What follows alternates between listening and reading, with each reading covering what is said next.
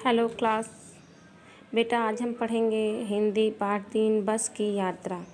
यहाँ पर जो आपके लेखक हरिशंकर परसाई जी ने जो भी परिवहन व्यवस्था है इसमें बसों की क्या हालत है उसके बारे में इन्होंने बताया है और बताते हुए कहा है कि ऐसी दयनीय स्थिति में इतनी ख़राब बसें रोड पर चलती हैं जिससे मानव के जीवन को बहुत ही खतरा हो सकता है। इसलिए उन पुरानी बसों को हटा देना चाहिए और हमें उनकी जगह पर नई बसों का इस्तेमाल करना चाहिए। देखिए हम लोग इस लेसन को पढ़ेंगे। यहाँ पर देखिए बेटा, लेखक बताते हैं कि हम 5 मित्र थे और हमने सोचा कि हम पन्ना से इस कंपनी की बस सतना के लिए घंटे भर बाद मिलती है, जो जबलपुर की ट्रेन भी मिलती है। उन्होंने एक बस से यात्रा करने की सोची कि हम उसमें से 2 लोग ऐसे थे जिनको सुबह ऑफिस भी जाना था। तो उन्होंने पूछा कि आदमी इस बस पर चलते हैं। उन्होंने उस बस को देखा और बस को देखते हुए कहा कि क्या इस पर आदमी भी चलते हैं। तो जो भी लोग वहाँ पे थे वो लोग कहने लगे नहीं। तो क्या इसमें डाकू मिलते हैं? नहीं, ये डाकू नहीं मिलते हैं, ये बस खुद ही एक डाकिन है। मतलब उसकी स्थिति बहुत ही वृद्ध यानी बहुत ही ऊबड़ खाबड़ थी, बहुत ज़्यादा टूट फूट गई थी, वो बिल्कुल ख़राब हो चुकी थी। बस को देखा तो श्रद्धा उमड़ पड़ी। वह बहुत ही वृद्धावस्था के कष्ट में वो थी, मतलब बहुत ही बुज़ुर्ग हो चुकी थी, बहुत ही चल चुकी थी रोडों पर।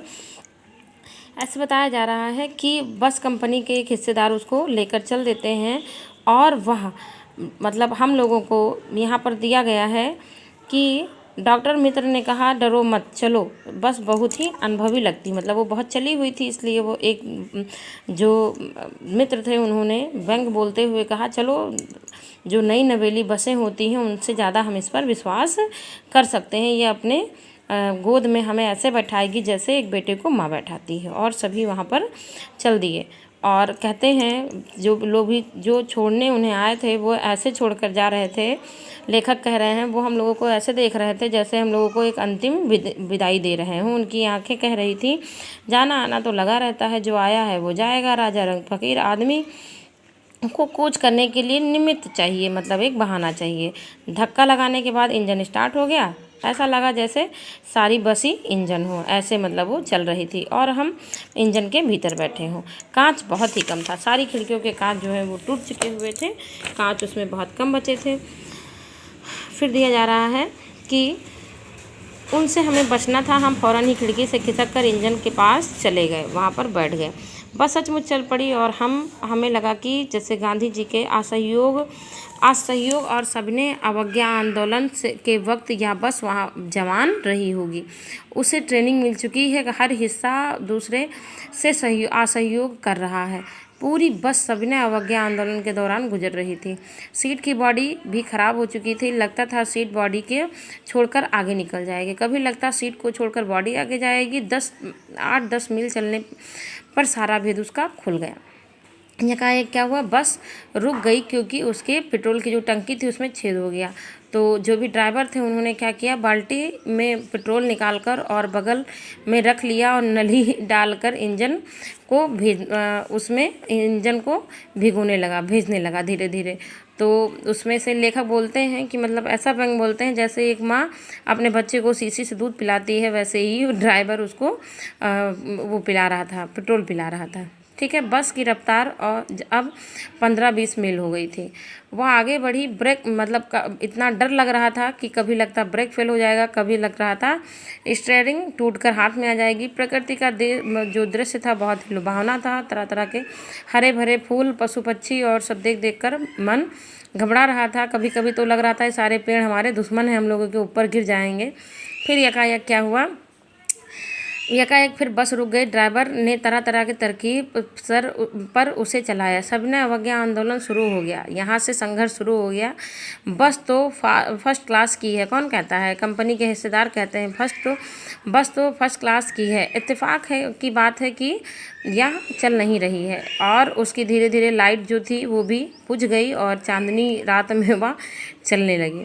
क्षीण चांदनी के वृक्षों की छाया के नीचे बस बड़ी दयनीय लग रही थी, जैसे लग रहा था कोई वृद्धा थक कर यहाँ पर बेचारा रुक गया हो। अगर इसका प्राणांत मतलब प्राण निकल गए तो बियाबान यानी मतलब इतने वीरान जंगल में इसकी अंत्येष्टि मतलब अंतिम संस्कार करना पड़ेगा। हिस्सेदार साहब ने इंजन खोला और कुछ सुधारा, बस आगे चली। उसकी चाल और कम हो गई। धीरे धीरे वृद्धों की आंखें मतलब उसकी जो लाइटिंग होती है वो कम होने लगी। चांदनी रात में वह टटोल कर, जैसे वृद्ध नहीं चलते हैं वैसे ही वह चल रही थी। और कोई भी गाड़ी आती तो व्यंग से बोलते हैं हरि शंकर परसाई जी की, कोई भी गाड़ी आती तो वो कहता आगे चले जाओ, मेरी उम्र बहुत हो चुकी है, मैं थक गया हूँ। मतलब ऐसा बस के बारे में वो कह रहे थे। एक पुलिया के ऊपर पहुँचे तो बस का टायर जो है वो फट गया और बहुत ज़ोर से हिलकर थम गया, और अगर स्पीड में होता तो उछलकर हम नाले में गिर जाते। मैंने तो कंपनी के हिस्सेदार की तरफ पहली बार श्रद्धा भाव से देखा। वह मतलब बताते हैं कि मैंने उसको ऐसे जैसे आत्मसर्ग मतलब अपने प्राणों की बलिदान देने की भावना किसी व्यक्ति के अंदर होती कि वो जानते थे कि बस की ऐसी हालत है फिर भी वो उस पर चलते थे। आदमी के साहस का बलिदान भावना और ये सही प्रयोग नहीं है। कहीं हमें क्रांतिकारी आंदोलन का नेता होना चाहिए अगर हमें ऐसे मतलब अपने प्राणों का बलिदान देना है। वह महान आदमी आ रहा है जिसने एक टायर के लिए प्राण दे दिया, मर गया और टायर नहीं बदला। दूसरा घिसा टायर लाकर बस फिर चल दी और हमने यह उम्मीद छोड़ दी कि मैं कभी पन्ना पहुंचूंगा। मतलब पन्ना पहुंचने का या कहीं भी पहुंचने का लेखक बताते हैं कि हम लोगों ने अपनी उम्मीद ही छोड़ दी थी और हम चिंता को छोड़कर पांचों मित्र हंसी मजाक में फिर से लग गए। तो इसमें बेटा परिवहन व्यवस्था के बारे में बताया गया है कि ऐसी दयनीय स्थिति हमारे यहाँ की है।